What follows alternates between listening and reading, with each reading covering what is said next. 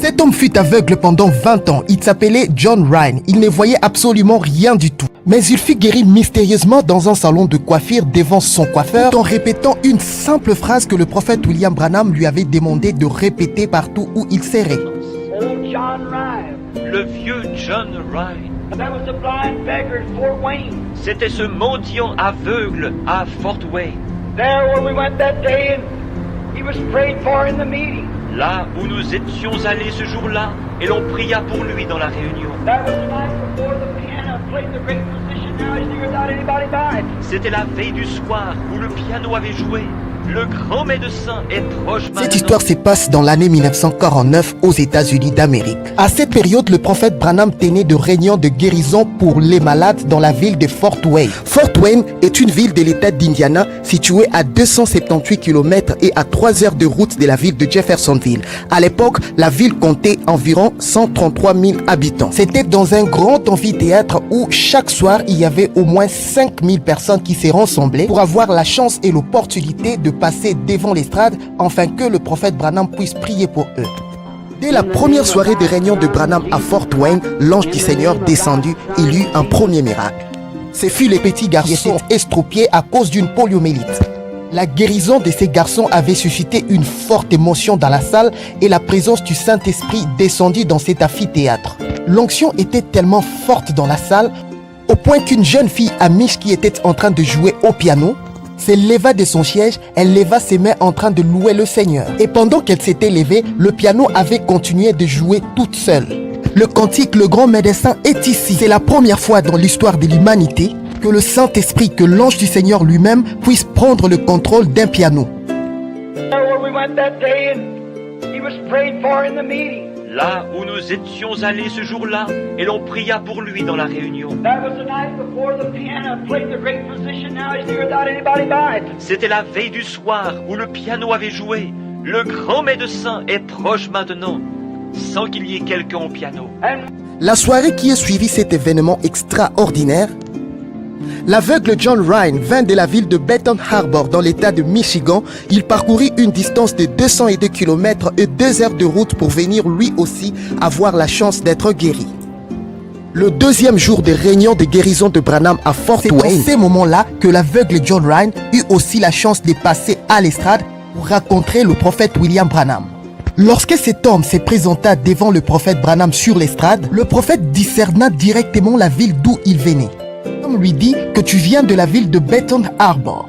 Tu es aveugle pendant 20 ans. I looked at him and I said, your name is so-and-so, John Ryan. Il s'arrêta dans la ligne. Je le regardai et lui dis, vous vous appelez un tel, John Ryan? Yes. Oui. You're a beggar on the corner. You've been blind for years. Yes.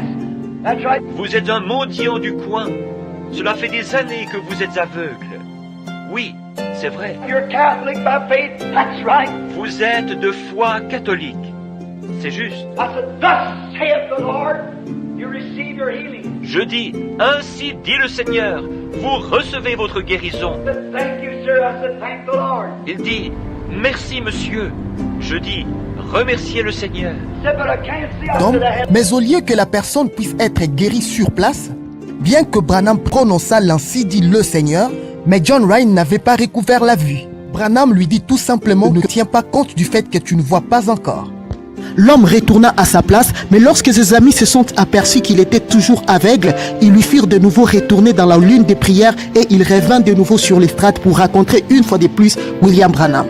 Cet homme, lorsqu'il revient chez le prophète, il lui dit « Mais je ne vois pas, messieurs. » Branham ayant compris que l'homme était catholique, et il savait que les catholiques avaient l'habitude de prier avec leur chapelet en répétant. Il s'est dit qu'il devait donner à cet homme quelque chose qu'il devait répéter pour soutenir sa foi, comme les catholiques le font lorsqu'ils prient avec leur chapelet. Knowing he was Catholic, had to have something physical that he could hold to. Sachant qu'il était catholique et qu'il devait avoir quelque chose de physique sur quoi s'appuyer. I said, Jesus, keep testifying. By his stripes I am healed.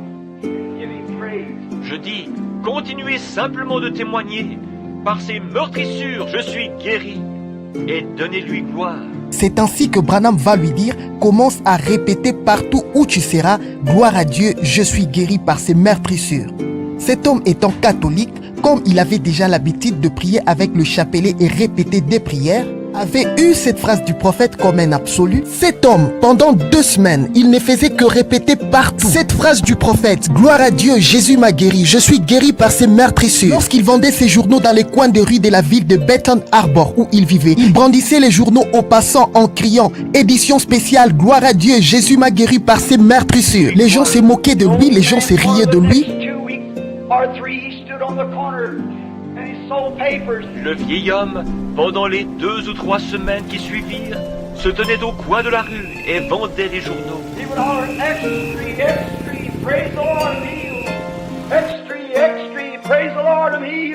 Il criait à tue-tête: édition spéciale, édition spéciale. Loué soit le Seigneur, je suis guéri. Édition spéciale, édition spéciale. Loué soit le Seigneur, je suis guéri. Les gens se moquaient de lui, les gens se riaient de lui parce qu'ils voyaient, ils constataient qu'un aveugle qui avait la foi en cette parole que le prophète lui avait dit de répéter. Il était assuré que puisqu'il était en train de répéter cette parole, sa prière serait exaucée. Jusqu'à ce qu'un jour, cet homme va se retrouver dans un salon de coiffure. Son coiffeur va lui dire pour se moquer: j'ai appris que tu étais aussi parti à la réunion de ces guérisseurs divins et il t'a dit que tu étais guéri. John Ryan va lui dire: oui, gloire à Dieu, je suis guéri par ses meurtrissures.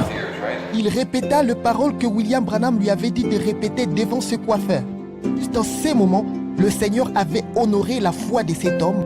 Cet homme s'éleva, il a encore recouvert la vue. Son aveuglement s'était arrêté là. Il dit: il paraît que tu as été guéri, juste pour se moquer de lui.